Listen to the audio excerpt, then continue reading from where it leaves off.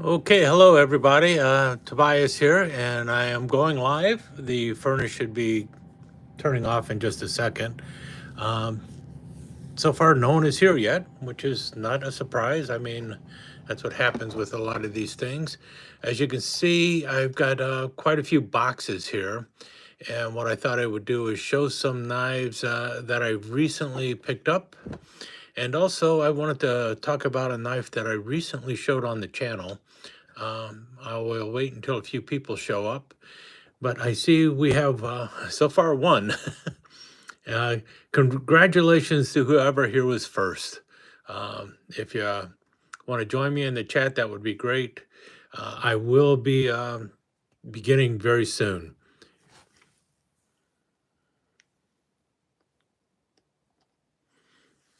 Still new to this whole going live thing. I know there's got to be a way that I can actually set up the premiere so that people know exactly when I'm going to start and you get an advance notice. I'm just not right there yet. Hi Prop Blast and hi AW Custom, I believe I saw. Yeah, I think you two are the first in the chat. What I wanted to do is get started now, though, seeing how it's been 90 seconds already. And I wanted to show this knife real quick. Hi, Brent. This knife, I showed it Saturday, I believe. No, Friday. Thursday? Friday. I popped it up on the channel on Friday, the K55K, the Black Cat knife. This is the one by Mercator. This was one that was made by Kaufman. Now it's made by Otter Messer. I think a lot of people are very familiar with this knife. What shocked me was within the first, a lot of people apparently have this knife, Brent.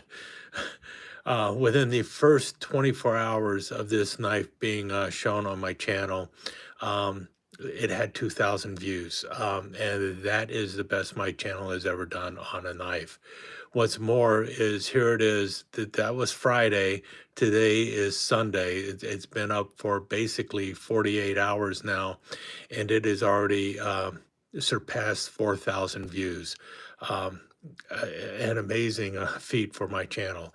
I have had a few videos that crack 1,000 or so on the first 24 hours, but most of mine end up in the 800 to 900 range. So for this one to do double that was just amazing. I did not realize just how popular these knives are.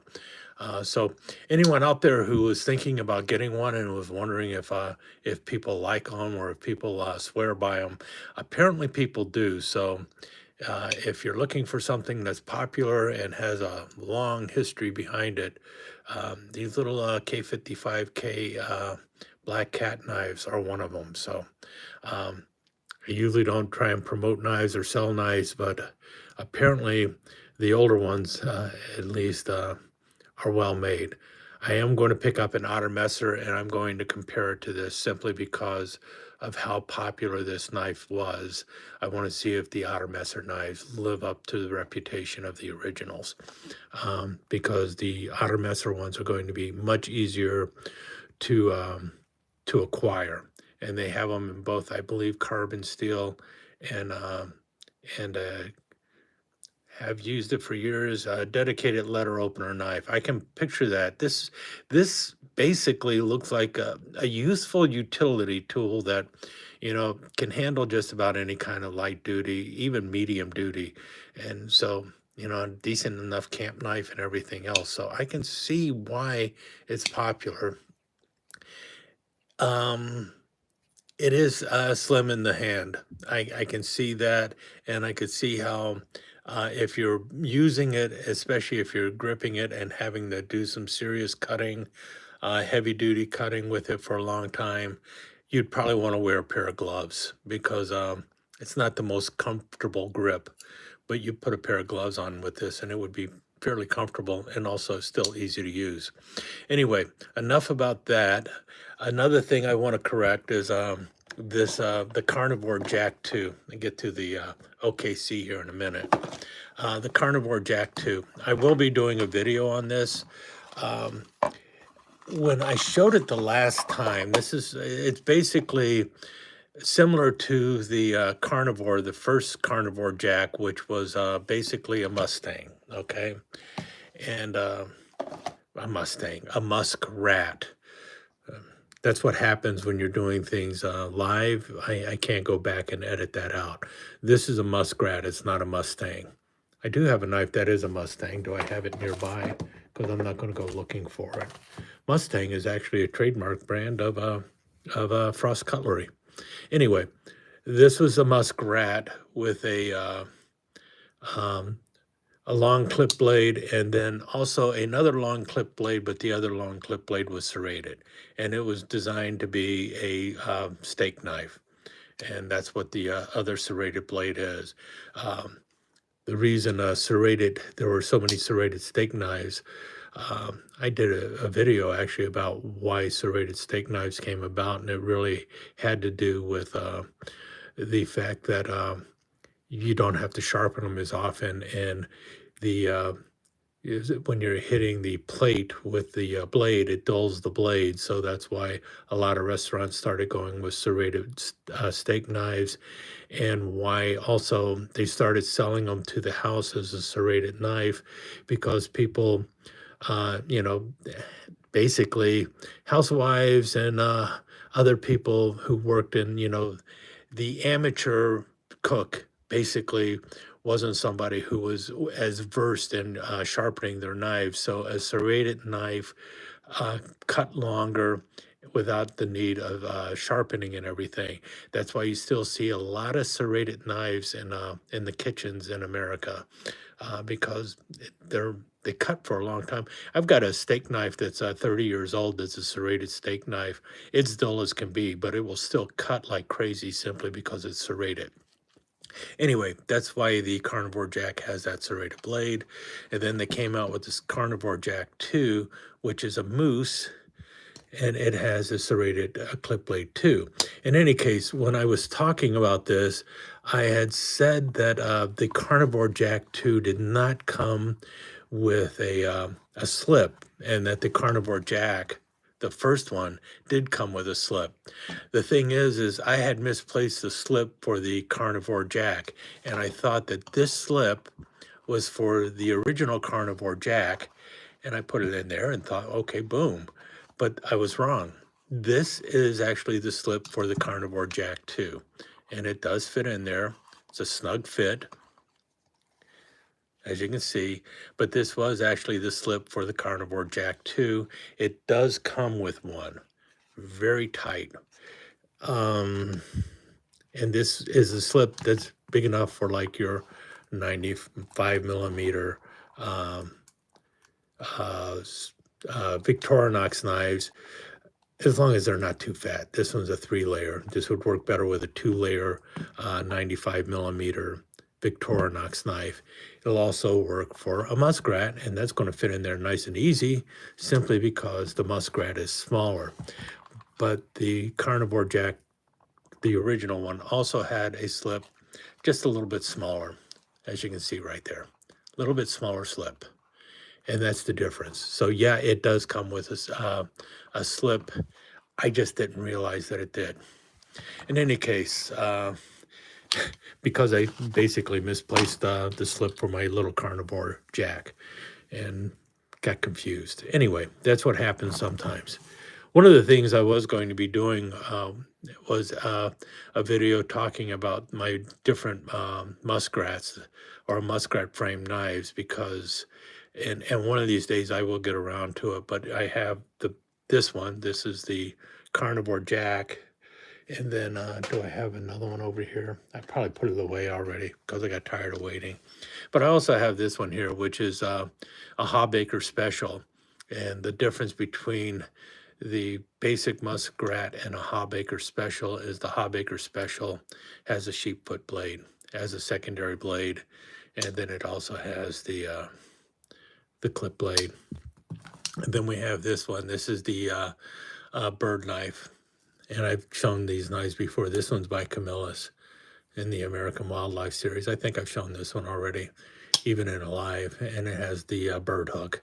I've done a couple videos on bird hooks. So anyway, let me get those out of the way. And let's get moving on to other things that I wanted to talk about. And that was some knives that I have recently picked up. And this is one of the knives that I picked up, and this one just came in. I'm really excited about this one. And if you notice there, and if you see here, it is going to look really nice, but you're not seeing it today. It's in the Case Exotic series. I will be showing that one very soon. I just got it the other day. The folks on Kitty's Corner saw a preview of it, but you know, as an unboxing. But man, that is such a beautiful knife. This time I'm just teasing you. Here's one I picked up though. This is one that just came in again. I already have a green wing, but I did not have one with the pouch, and I saw it on eBay, and the person was selling it for a steal of a price. I don't think he realized just what he had, so I grabbed another green wing. And for those who are not familiar with it, the green wing is actually a Camillus Cub Scout knife that was made for the Ducks Unlimited. Green wing is the youth portion of Ducks Unlimited. It's, you know, to get younger children interested in basically conservation of wetlands. And that's really what Ducks Unlimited is involved with. Yes, a lot of duck hunters are involved with it and everything. And same with the Green Wing program. It is youth who are also doing duck hunting and such. But they're also very deep into conservation of wetlands, because without wetlands, there's no ducks. Basically, that's what it comes down to. But in any case, this was they built it on the Cub Scout knife, and they are showing up more and more now. And you see there is the Ducks Unlimited green wing symbol there, and then Camillus, New York, USA. Other blades on here are your basic Cub Scout knife. So you've got the punch over there with the lock, the little press-here liner lock, and then the other part you have is the cap lifter and the screwdriver here. And this one is in mint condition, and it came with the little green wings pouch, the little nylon pouch with the Velcro closure. And so I got the whole set now. Got two of these now, only one pouch though. This knife is also kind of interesting because I believe this is the mythical green Cub Scout knife made by Camillus. What happens is this wears off and people think of it as a Cub Scout knife and assume that it was actually made for the Cub Scouts. But everything about the knife is a Cub Scout knife. The thing is Camillus was making it specifically for the Green Wing program. So it was still being made for a youth program, but it wasn't made for the Cub Scouts. Moving on. These are a couple knives that I meant to show a while back. Oh, looky there. Your basic white smoothbone muskrat. I did have them all here. At least I didn't call it a Mustang that time. I wanted to show these knives a while back, and I never got around to it. This is my Bigfoot, and this one is also by SMKW, the Bigfoot Victorinox knife. And the cool thing about this is they did not put it on a tinker frame. Notice it's got a corkscrew, and more than that, it also has the saw blade down the middle, the wood saw down the middle. So this is actually a camper, so a Bigfoot camper, and this is one of those few knives that has the special covers on it. You know, the special scales with a nice artwork on it. From SMKW that is not built on a tinker frame. So that's pretty cool. I really do like this one too. And I saw that one, and then I saw this other Bigfoot one that they had. I don't know if this one is I think they have this one in and a 95 millimeter frame also. I'm not sure, but I like to get the 58 millimeter ones a lot more. I prefer just to go ahead and get the artwork on the classics. And this one, I like the backside here, uh, where it says, "Not all who wander are lost." Uh, and I think that applies to a lot of us who just like to go out into the woods and just enjoy the time. 91? I'm not sure what you mean by 91. Yeah, 91 millimeter, not 95 millimeter. You are right. 91 millimeter. Yeah, thank you. Again, something I can't correct when I'm doing live. Any case, this is a 58 millimeter. I got that one right. Classic SD. Anyone who knows the Classic SD knows it's got the scissors, the file, and the little blade. But I just like this one because of the "not all who wander are lost."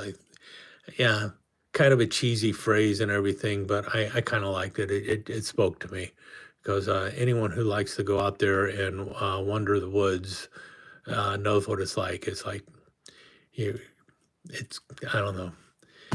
I always think of Daniel Boone. They asked him. Someone once asked Daniel Boone, "Have you ever been lost?" Then he said, "Nope, I've never been lost in all my years of going into the woods. I've never been lost. I was bewildered for 3 days once, but I was never lost." So, yeah, and you know what? If you end up getting to your destination eventually, then were you really lost or were you just wandering around? You know, so just remember that next time your wife tells you you should have turned back there. It's like, no, I'm just going a different direction. Any case, here's a marbles. I think I might have shown this one, um, but I think I showed it as part of another video. And this one is in the tortoiseshell. And Marbles is coming out with some really nice knives in tortoiseshell. And this is the Folding Hunter. This is the MR720. Now, I did not have a folding hunter, a two-blade folding hunter in tortoiseshell. So when I saw this, I had to grab it right away. And what's really cool about it is if you notice there is no shield on there, which is fantastic. You can really see the tortoiseshell. Now, would it have been nice to have the Rough Rider turtle tortoiseshell here or the little turtle emblem on there for the shield? That would have looked nice in here also, but for some reason, also a knife with no shield just has something really cool. Thanks, Dan. I think so too. This is really a good one. And the other thing cool about this is anyone who collects Marbles knives knows that they love to put a print on the blade. You know that little print on the blade that reads marbles. Nope, no print on either blade. So if you've always been looking for one, it's like, did they make it without an etch?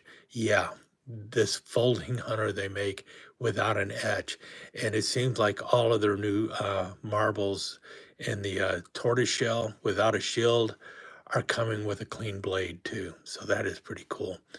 And this, look at the drop on those. Not 100% perfect, but not bad either. And this is under 20 bucks. I think it's like a $17, something like that. Might be even less than that. But really, 5¼ inches long closed. Beautiful blades on there.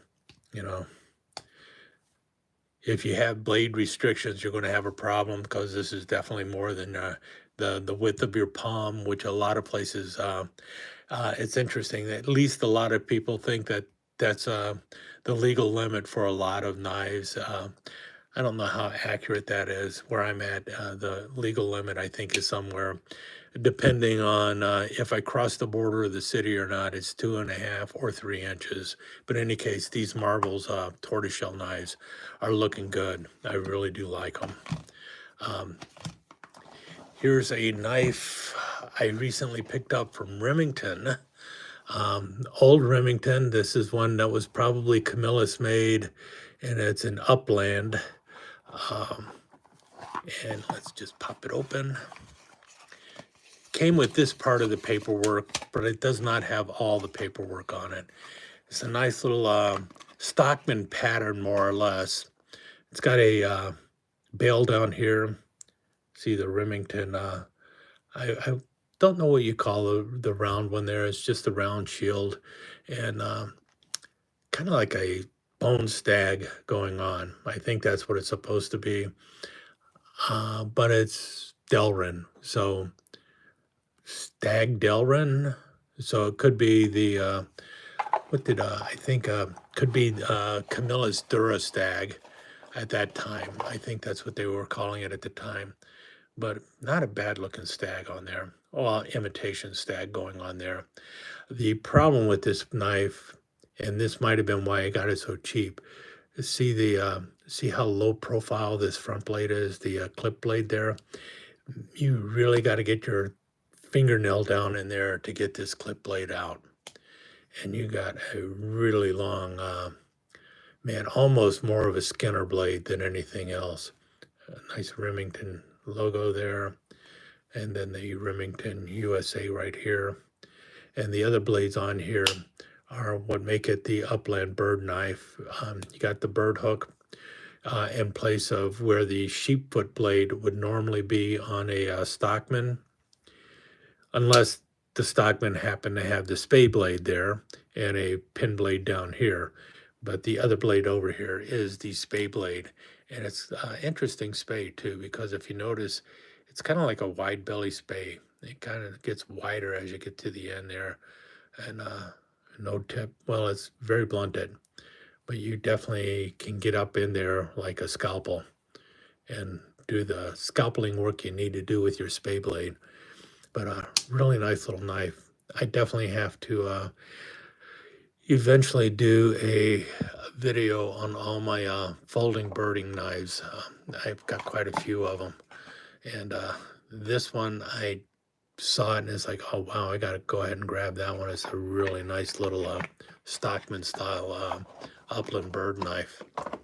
Let's see here, get that out of the way. This one, I might have shown this one too already. I hope I haven't, but this is a Rough Rider. They call it the Bullfrog. Now, I picked it up because of the other Bullfrog, and I should have grabbed that other Bullfrog and brought it over here. Hold on just a second. I will bring it over if I can find it.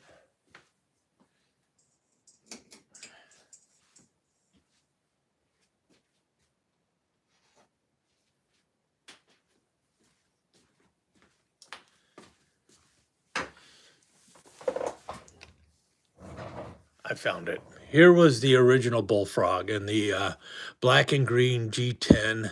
It has some nice cuts going through that G10 and a two-tone blade. And here's the new Bullfrog. This one is in Pack-a-Wood. Now this one, I thought, did it have a, yes, it did have a pocket clip on there, and it was a tip down pocket clip. And as you can see here from the holes, I just removed the pocket clip. I wasn't crazy about it. Have not removed the pocket clip from here, but I might. And pocket clip is not reversible. But I saw that and it's like, oh wow, and it was a relatively low price. Got a brass collar around the front pivot here. Let's see how well it flips out. Yeah, it is not it is not assisted opening. It is basically just flipping out on pressure of the bearing there. So whatever the little kick that it has is from the detent. And it's fairly tight right now. I have not loosened it, but you know, it will flip open. You got an interesting blade shape there. I thought the blade shape was going to be the same as on the original Bullfrog, because they were both called Bullfrog. This one is assisted opening, and it's got the two-tone blade, and it's a smaller knife. I thought when I first ordered it, it was going to be the exact same knife, but it is not the same knife. One of them, I just drop it in a pocket. That's what I usually do. It is a heavy knife, but I still just drop it in the pocket last chance. That's what I do. As you can tell, I'm left-handed, but even with the assisted opening and the liner lock set up for a right-hand person, I can easily close the knife. Same with this one. Well, can I do this one? Yeah. This one a little easier. How drop shutty is this knife? Everyone loves drop shutty, right? I could care less about drop shutty, by the way. But let's see here. Yeah, it is not what I would call drop shutty right now. You have enough friction going against the blade from the liner lock to stop it from just dropping easily. So you could probably shake it. Well, you can shake it open, I'll tell you that much. Can you shake it closed? Yeah. So give it a little shake and it will close for you. That's a problem. Not crazy about that. Might need to tighten that up. That's odd that it would be able to move that much. Is this my, do I have, let's see here. I do not know if I've got a torque wrench available. See, now if I was filming this separately, I would be taking this off with a torque bit, but I don't have a torque bit available right now. I think it is in the other room and I'm not going that far. But that is definitely an issue for something that I just purchased. I haven't done anything with it, and that is loose. I think that would be problematic. Now, for me, it's not a problem because I was going to take it off anyway, but for most people, they would want that. I would say that's a problem. Now, even for a $12 or $13 knife, a lot of people complain about that. That does not look, can you see there? Right there. See, the screws there are not going to move, but that moved. Is that not weird? Yeah, I know the word for left-handed in Latin. It would be sinister. That's why they refer to something as bar sinister and bar dexter. But that, I just noticed that right now. I did not notice it earlier. That's annoying. Would you say that's, yeah, well, now it's in first gear. Now it's in reverse, I guess. I don't know. Anyway, that's coming off on mine, but that would be something, I'm curious if anyone else has bought this and if they've run into the same issue. That is kind of a problem to me. Anyway, the Bullfrog, Peckerwood Bullfrog, not a bad knife. It is not automatic. It is just with a, what do they call it, a detent holding it in place, but there is definitely a problem with the clip on mine. I don't know if that's on all of them, but there's definitely a problem with the clip on mine, and it is a Peckerwood handle. It is definitely different than the original Bullfrog, though. Any case, let's move on to something else here. Oh, another knife I picked up. I think the folks in Kitty's Corner saw this. Problematic, yeah. This is another little K-bar. Yeah. So I guess this, can you imagine telling a Marine, yeah, I got a K-bar. And I go, wait, that's not a K-bar. Well, yeah, this is a K-bar. The K-bar you might have is listed as a Camillus. As you can see there, it's a K-bar. And this is a little bird and trout knife by them, or a small hunter, whatever way you want to call it. I saw this and it's like, that's pretty cool. I like that knife. So I had to grab that because I have been on a kick as of late looking at bird and trout knives. Ever since I grabbed that pheasant hunter by Case, it's like, oh, now I need to get another bird and trout knife and another bird and trout knife. And I found this one, and the person was selling it for a really low price. There, you can see there, the tip is a little bit messed up, but the blade is straight. Limp launch, yeah. Well, I think the limp launch on this is mainly because it is too tight. They shipped it way too tight. This knife, though, there's no limp launch on this because it's a fixed blade, or not a pre-broken knife, you know? Isn't that what a folder is? A pre-broken knife. Anyway, this one is really nice. It's a sweet little knife, stacked leather handle. Have no idea when it was first made or anything, but I really do like it. And then this knife, a cheese knife, and I saw this and it's like, okay, I gotta grab that. And it's like, what in the world am I going to do with that? And it's like, well, I wanted the cheese knife, so I grabbed it. And this one has nice serrations on there. You could actually use this to cut a steak if you wanted to. But one of the knives that you don't see very often on a knife channel, a cheese knife with a mouse sitting on top of it. So thought I'd show that because definitely different. Um, where am I at here now?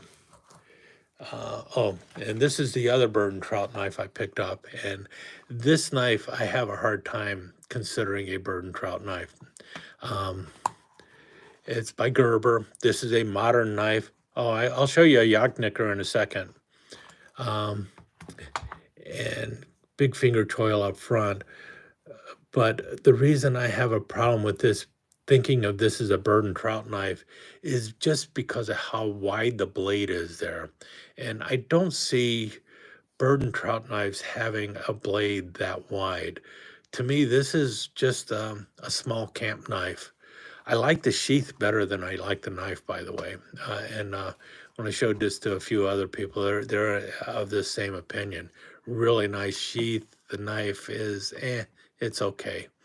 Um, it is a Gerber. This is a modern Gerber.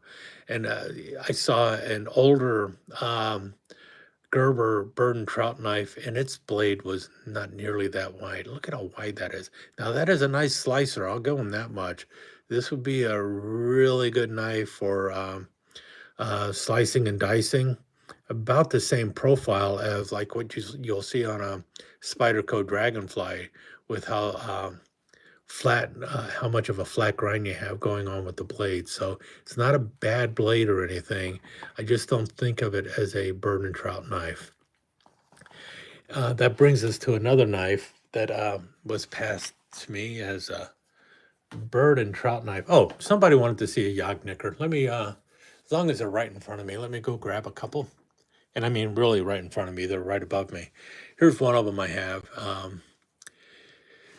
This one is made by, who is it? I can't remember, PF, I think, or PL. Any case, I do know the company that makes it. I don't have it off the top of my head though. But the company is actually known more for making medical instruments now. And I believe the brothers, the original brothers that owned the company, what they were, the company was actually located in the Black Forest region of Germany. Um, and they made medical instruments at that time as well. But they also branched out and started making hunting knives, and that's what the Jagdnicker is. This is a knife used. Well, it's a small gaming knife, but it is also specifically designed, or can be used, I should say, to basically uh, kill a wounded animal. So if you were hunting, you shot a deer or something, and it did not die right away, the idea was you would take this knife and do the mercy killing on the deer by basically cutting the artery in the neck by going in there and cutting, you know, and that's why it's called a nicker, because it was used to, cut the neck. In any case, this one's kind of interesting because as you see here, it's got a corkscrew down here, stag handle. Look at that wonderful bumpy stag. And got there the corkscrew, and on the other side you got two other blades going on here. One of them is a wood saw, a little saw, so you can cut branches and stuff like that. And then the other blade here is a nice little spiky thing. basically an awl, so you can do some sewing, repairing tents, or do whatever you need to do that you need to use an awl for. Drill a little hole. You could also probably even use that to put a smaller animal out of its misery instead of chopping off the head, you know. But in any case, there's one of my Jagdnickers, and another one is up here. This one is made by Linder, um, and this is about as classic as you can get. It's got the little furl up there, nice stag handle. This is a smoother stag, and as you can see here, this has got a badger dog on the top there, or a dachshund, or a wiener dog, whichever name you want to give it. A very popular dog in Germany, and badger hunting is a big deal there too, as far as I know, and also throughout Austria. This one was made by Linder, and this one is a pro knicker. Nice little file work going across the top there. As you can tell, it's got a rat tail tang going in there, which is very common with Jagdnickers. You can also find several that are full tang, but the a lot of them also just have a rat tail tang. These are not heavy duty knives. You're not going to be doing batoning with it or anything like that. But for most hunting chores, you don't need that full tang that a lot of people look for today. You got your guard right there, so you won't slide up on the blade. This one has a 440 stainless steel blade, which is fine for its intended purpose, which is putting an animal out of its misery, or just, you know, using it to cut up your food at the end of the day, something like that. So there's one of the other Jagdnickers I have. Um, and here's another one. This is an older one, the 465, and this is by Gutman and Company. And these were really made for, at least the ones for Gutman. They were made for the tourist trade and also for sale here in the United States. Hi, 1 minute knife review. And as you can tell, yep, it's a deer hoof on the end there. And a lot of these knives were made back in the 50s and 60s. They were sold through all sorts of sporting magazines and stuff like that. And Gutman was a big importer of knives. It's a genuine hoof. You got the tang that is inserted in there, and then you've got the blade up there in front. And got the little ferrule there and a little brass guard on there.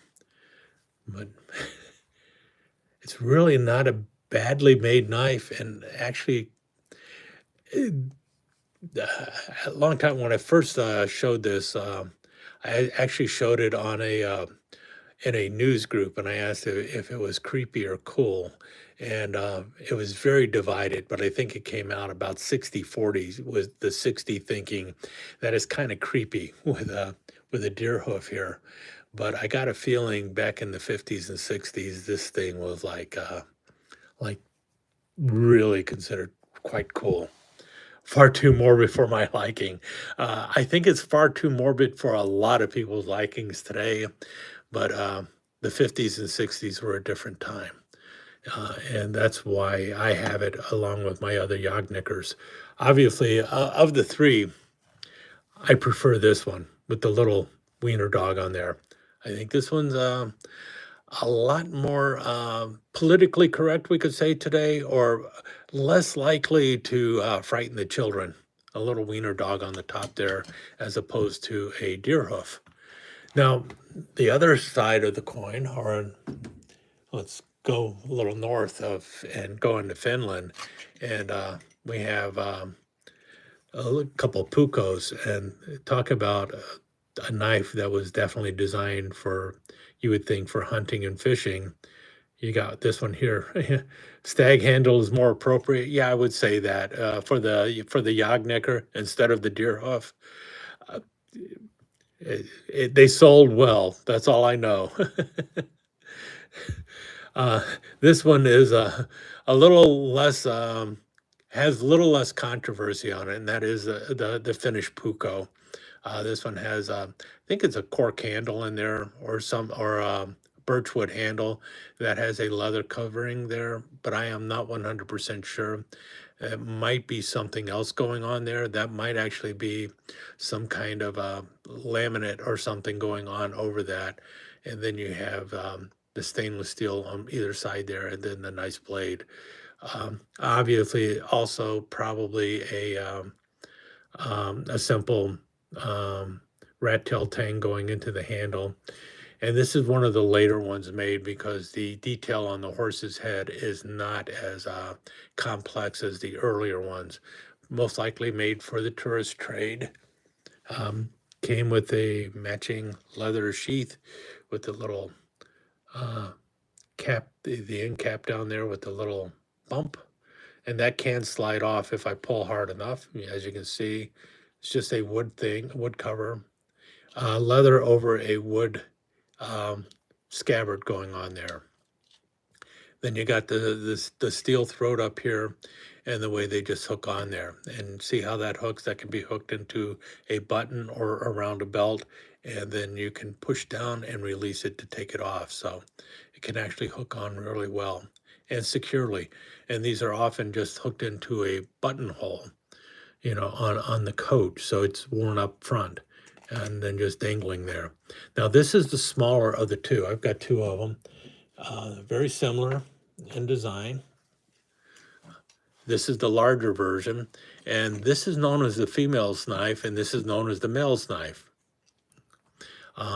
Otherwise, they're nearly identical. One of them is about 8 inches long with a 4 or so inch blade, and notice there is no guard on there, so not designed for stabbing, but it's just a general utility knife, really what it comes down to.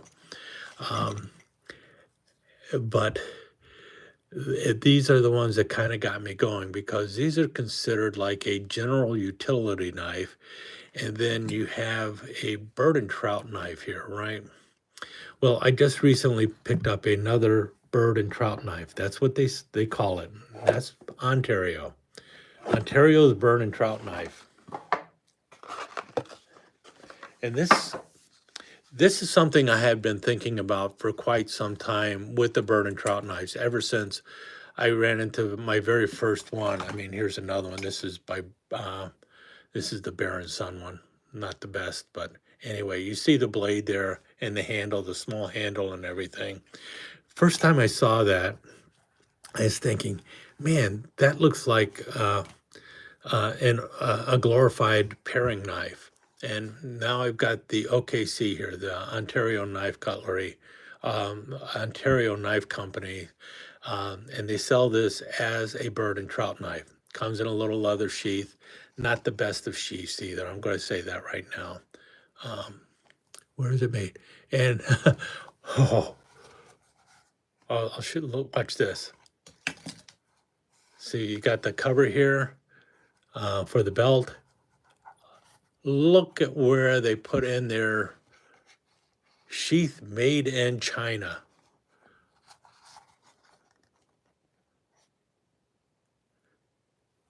That is really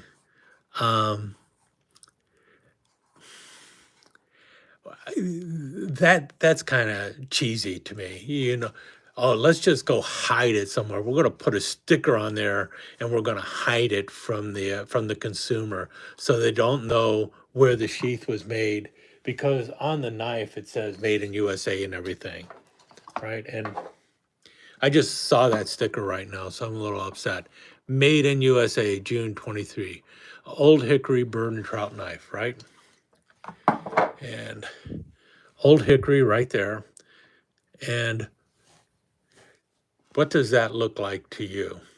And before I even bought it, I already said that does not look like a bird and trout knife to me. But one of the things that I've always thought about with a bird and trout knife is, man, all they are is like a glorified paring knife. It's like a kitchen paring knife. And in this case, that is exactly what they're selling you with this. This is just their kitchen paring knife. And let me show you a couple of the kitchen paring knives. Yeah, I got everything down here.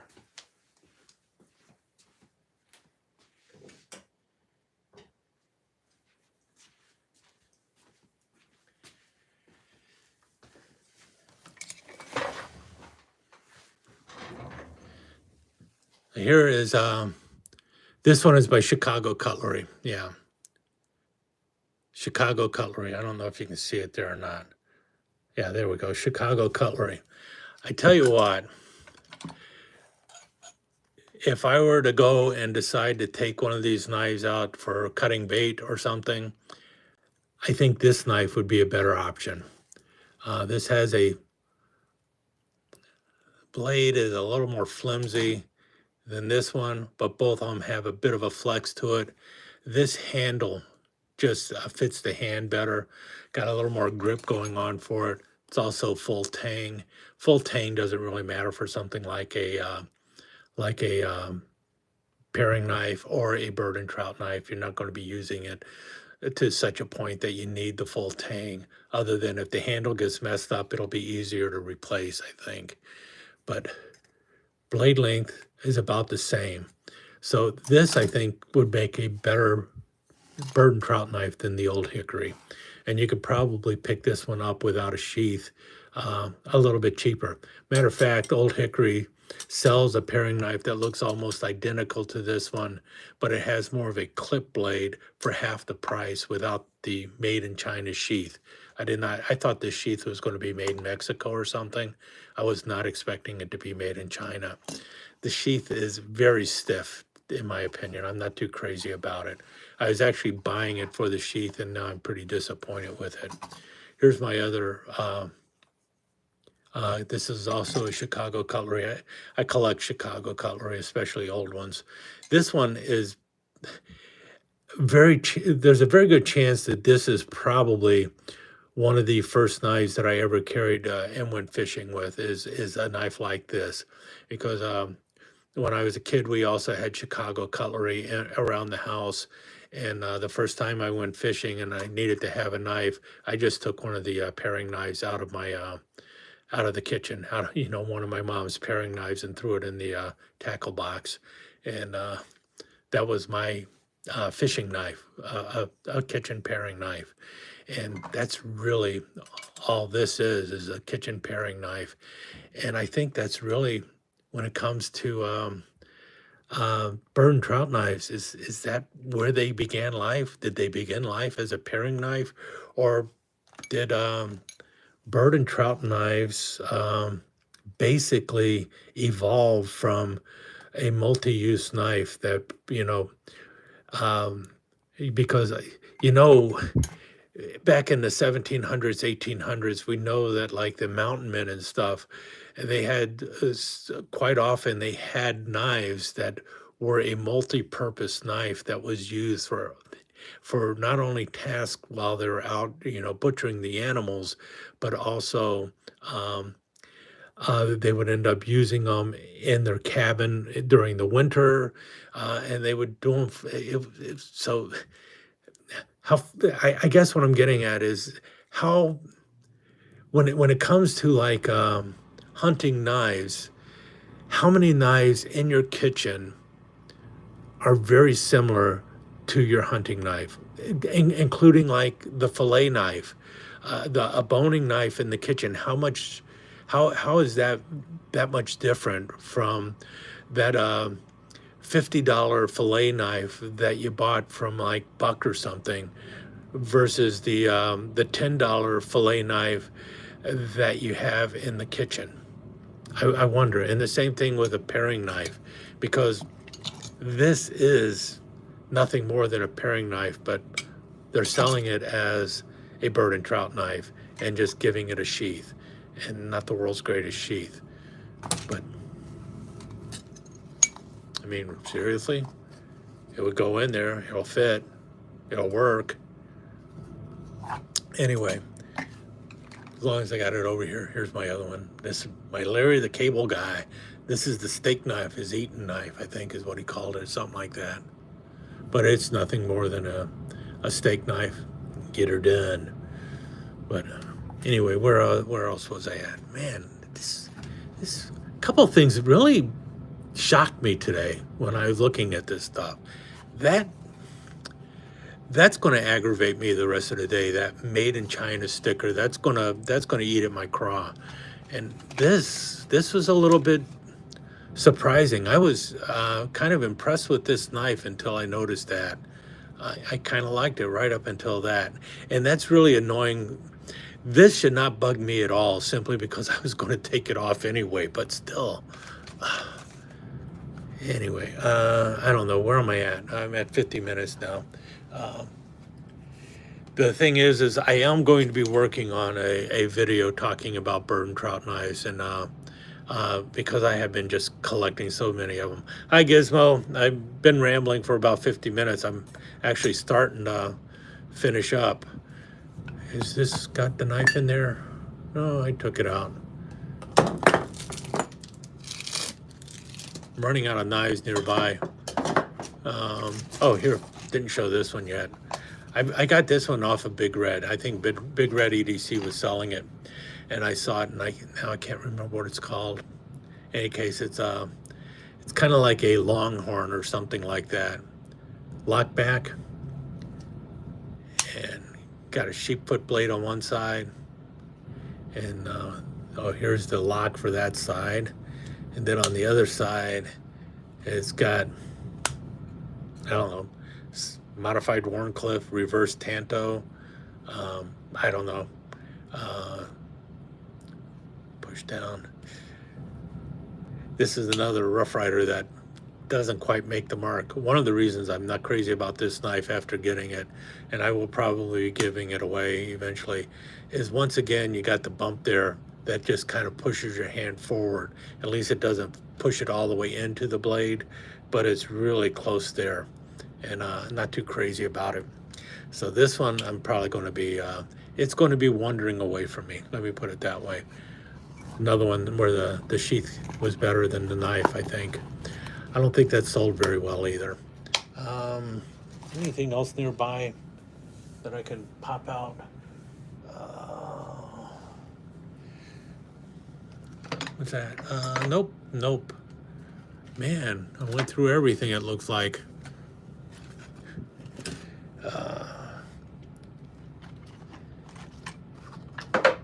Nope, and nope. Oh, I haven't shown this knife yet, I don't think. I need to do a video on this one. Or is this the one? I think so. Which one is this? This is the, it's in the Appaloosa bone. I got the Appaloosa fixed blade coming soon. That one is really going to be nice. I'm looking forward to that one showing up.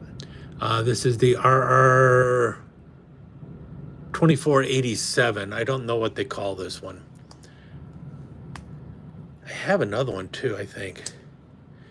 But this, oh yeah, this is like an equal end swell center going on here. And what else do I have over here? Showed all those. Let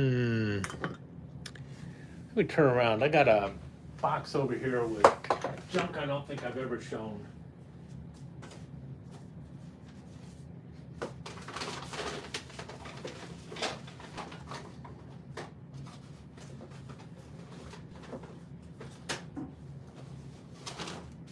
Thrilling show right now, I know, as I'm not over there.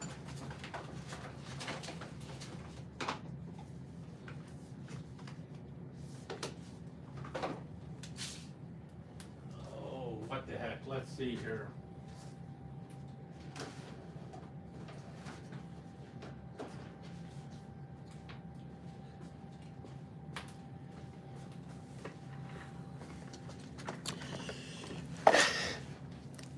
Went and grabbed a drawer, show some knives, break out the Pearl and the Abalone that I got so far here. Some of this is imitation, some of it's real, but a couple of them are knives that I think a lot of people will like to see. I don't think I'm going to show them all because there's just too many of them. So let me break out the ones that are some of my faves here.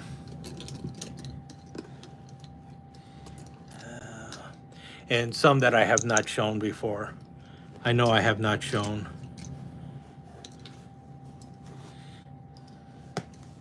That'll be good. Leave with some Pearl because that's kind of a hint of what's going to be coming with this knife. and I'll be doing a video on that very soon.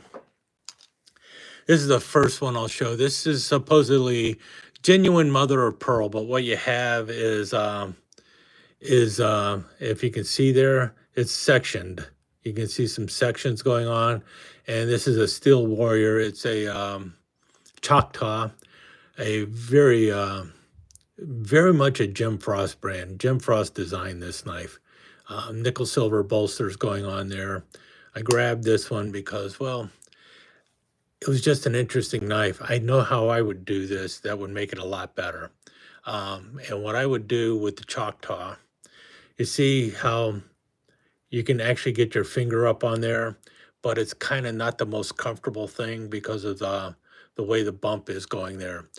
If I were to redesign this knife, you can see where the blade ends right there. I would make that concave right there. I would just grind this down so that when you open it up, this portion would be ground out, so you would actually have a true finger choil fitting in front of the handle there, and that would make it feel so much nicer there. And you got the pearl on the backside, but they have a layer of celluloid over the top of the pearl. That's supposed to protect it, but really that is just an easy way to make a thinnest sliver of pearl underneath the plastic as possible so that you can get some of the sheen out of the pearl. And it just doesn't quite pop as well as it should. Now then we move into this, and this is a Rough Rider, and these are bigger chunks of pearl, and you can kind of see some more character of the pearl in there. This is some white lip mother of pearl or saltwater mother of pearl, whatever you want to call it. This is the Gunboat. Big knife, really big knife. These were originally something that Parker came out with, this size of a Gunboat. This is not the Gunboat that you would see from Case, different pattern. Comes in right at 4 3/4, maybe 4 7/8 inches long. So it is a pocket full, and all the blades have all the file work going on there. I like the file work back here. I'm not as crazy about the file work on the blades. Front blade here, got the Rough Rider always ready going on there. Nice big knife. Hi, Randy. You see the file work, it does continue down. And then on the back side here, you have a sheepfoot blade and a little spay blade. And these are really hard to find these days. I also have one in, I don't remember what the other material I have it in. I think it's a red bone one. And the band down the middle here, I've always heard it referred to as a cigar band. I don't know what other people call it, but the first time I ever saw it, it was called a cigar band, and I've gone with it ever since. And I do like that as a spacer between the two pieces of pearl. As you can see, this is a canoe. What makes a Gunboat is basically you have the Stockman blades on a large canoe frame, and then it's a canoe. And I think Gunboat, the term Gunboat, was originally used by Case, but these knives were made by Jim Parker, and he also referred to them as a Gunboat. So apparently Case did not get a trademark on Gunboat fast enough, so somebody else called it that. Now, this one, I think this is a Kershaw. Let me open it up and find out.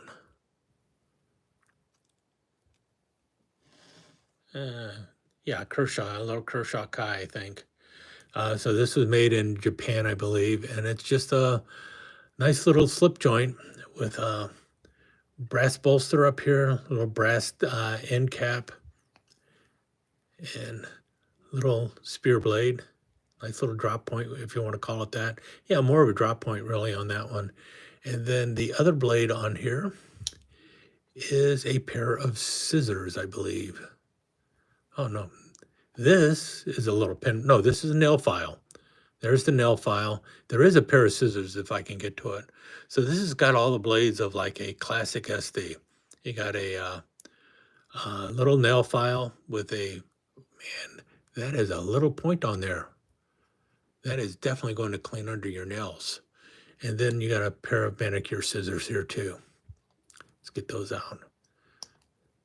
And it looks like the spring on there, if it were to go out, you could probably replace it with a spring from any of the Victorinox knives out there. It looks like the hole is big enough that you could actually substitute a Victorinox spring in there if you needed to. So that's good to know too. But that's a little Kershaw Kai gentleman's knife or manicure knife, whatever you want to call it. Almost like a Barlow with that big old bolster up front. Let's put that, I got way too many knives out right now. Let me move a few over to the side. If you're careful, you won't cut yourself. That's what they always say. Yeah, well, I wasn't as careful as I should have been, but I thought I'd show the Pearl now. This is definitely a Jim Frost knife. I don't know if this is a Frost family or who does it. It's their little ace of clover. It looks like there's a four-leaf clover on there. It's got some work bolsters going on, if we can get that showing. See there. And down at the end, a little bit of scroll going on there too. A little bit of imitation file work or factory file work, whatever you want to call, and same on the blade there. Just a nice little 3-inch toothpick though. It's got green malachite in there, and then nickel silver spacers, and then again mother of pearl. And this is a little bit better mother of pearl than what I saw on the on this one here, on the Choctaw. And you can kind of see that in the coloring there too. I think it's imitation malachite, but it does look really nice. The pearl is supposed to be genuine, but it does have a coating on top. It's a little thicker than what was on there though. So a much prettier knife than this one. Now we're moving, is this a queen? I think this is a queen. And this one, well, this side looks like mother of pearl. This side is definitely black lip mother of pearl. I don't know if they're both black lip. Yeah, it is black lip. Black lip has a little bit of a gray tone to it, and you can see it right down here and there. And also when I turn it a certain way, at least in person, I can see the grayish coloring coming in and into it. I believe this one is by Queen. Yeah, this is a Queen City. So this was actually made in China in the Rough Rider factory. And I believe these knives are now coming back into the Rough Rider line. And this is a little butterbean or a mini canoe. I like the little mini knives in these things. Half stops on all the blades. Nothing fancy with the blades. They did not bother to put any swedges in there or anything else. So much nicer than the big R bolster Rough Riders as far as I'm concerned. Really good job on that one though. And really nice pearl going on. Do I have one of their abalones?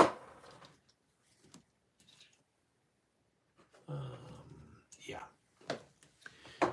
This is the Queen City abalone. And notice, I think this is the Queen City. Yeah, Queen City abalone here. And you can see that is some pretty abalone in there too. Nice coloring going in. And the blades are really smooth action on them and everything. They did a really good job on the mini canoes and these Queen Cities. I picked them up. I was not going to buy any of the Queen knives that were made in China, but then they went and made the Pearl and Abalone ones. And it's like, all right, I'm going to pick them up. I had a very strong feeling that they were moving back to the United States with the Queen line, SMKW. These were made by SMKW. I was almost positive they were going to be moving back to the USA. and I was hesitant to buy anything that was made in China because I did not want them to go, well, we can just keep making them in China and make them in the USA. You know, that's what I thought they were going to end up doing if the ones made in China became really popular. But apparently they really were focused on getting the entire brand back to the US, and I'm glad they did. But I'm also glad that I picked up these the ones in Pearl and Abalone that were made in China because they really did a good job.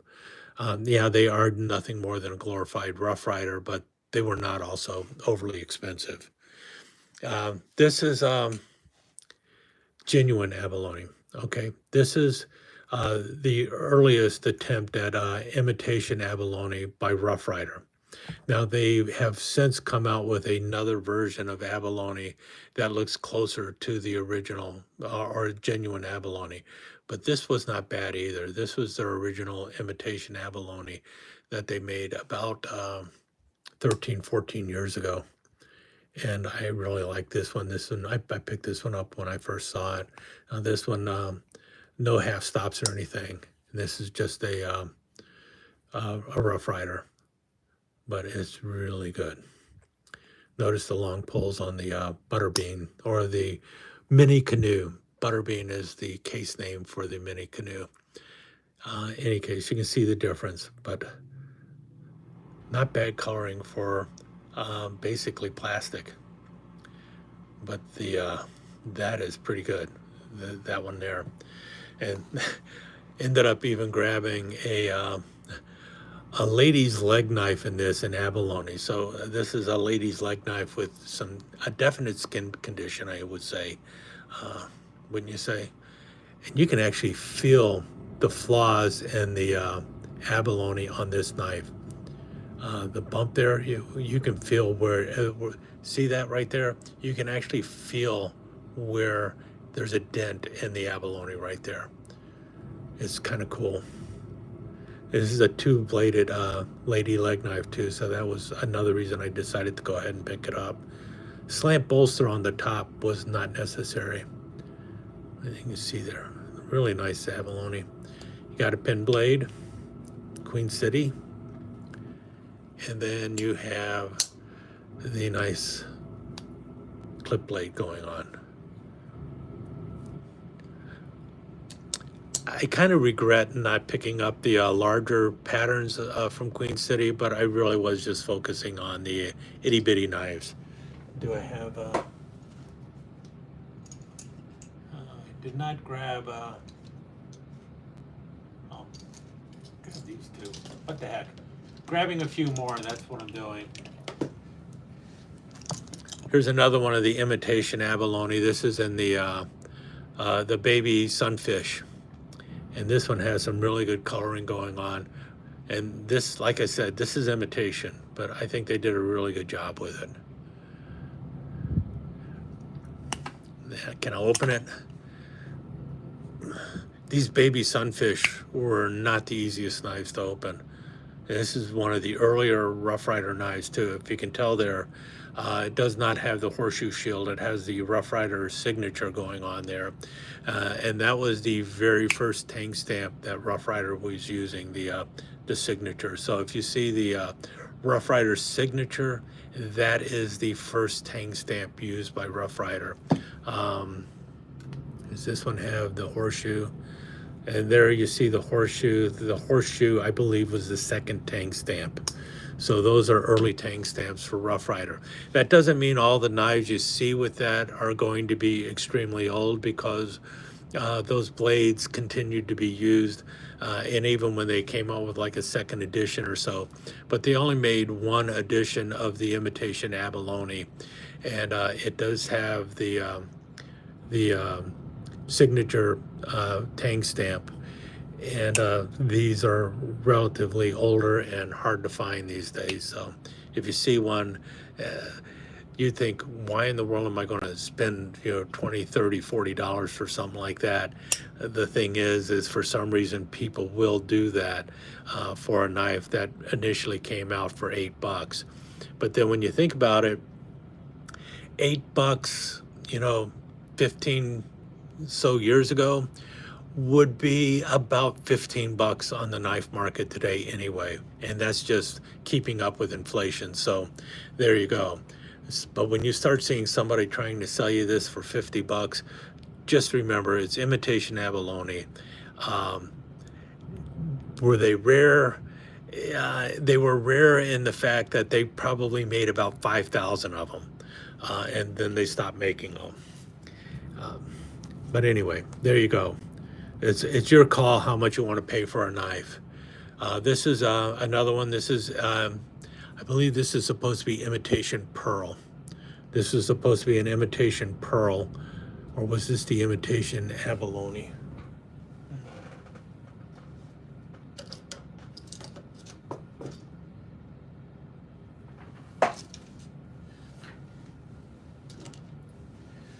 No, both of these are imitation abalone.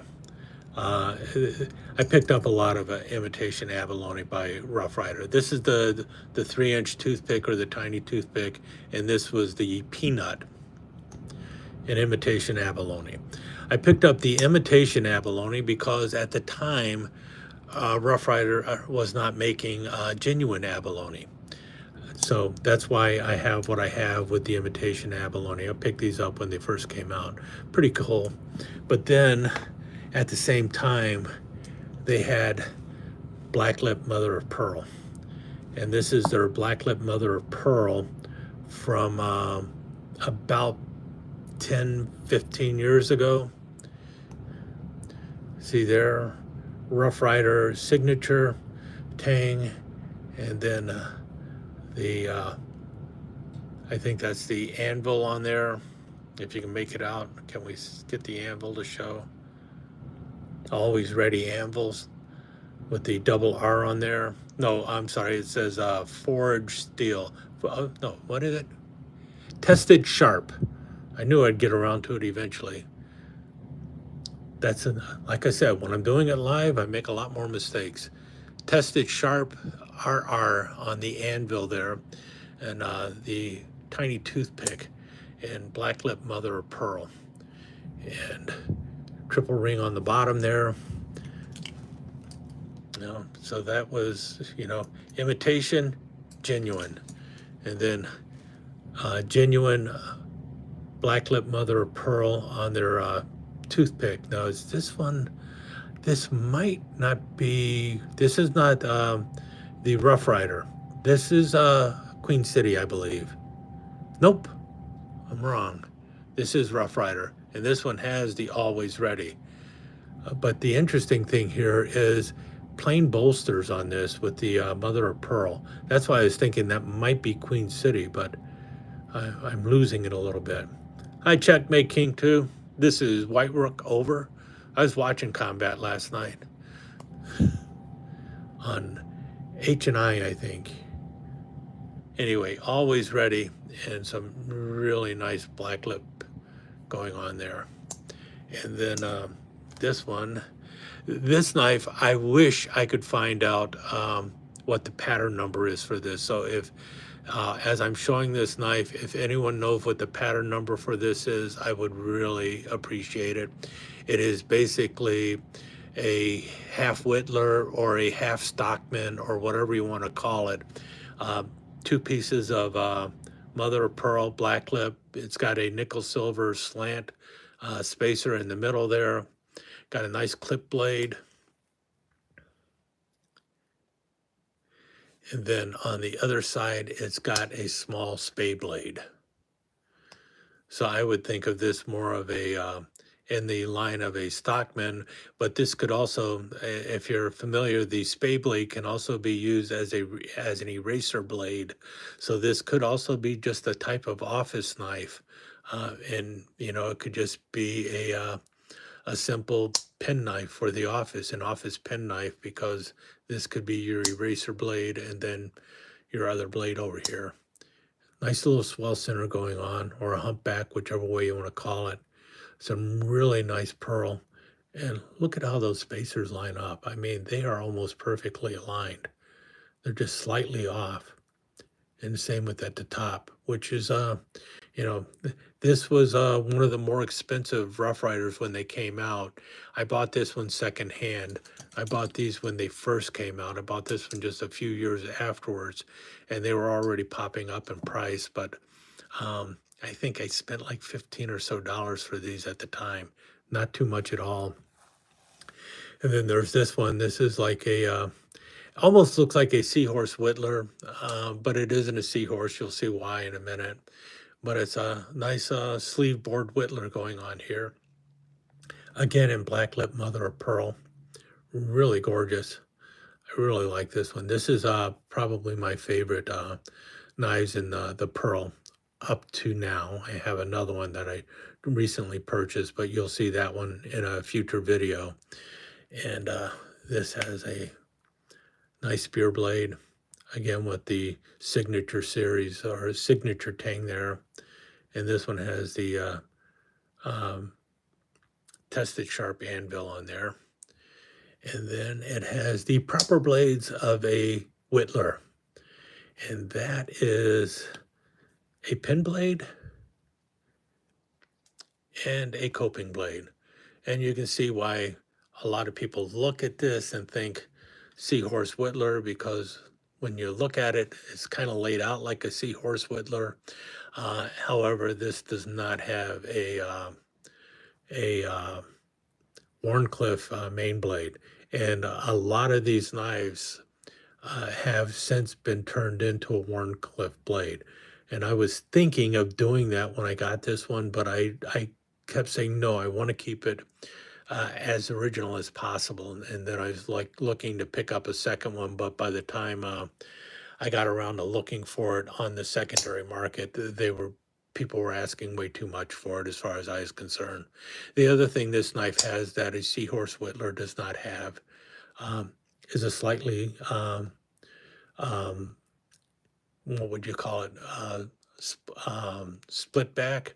Now it isn't a true split back because you do not see the spline going up the middle there. There is, but what you do have is tapered back springs. So the back springs themselves are tapered a little bit. So it is a little narrower at the top than it is at the bottom.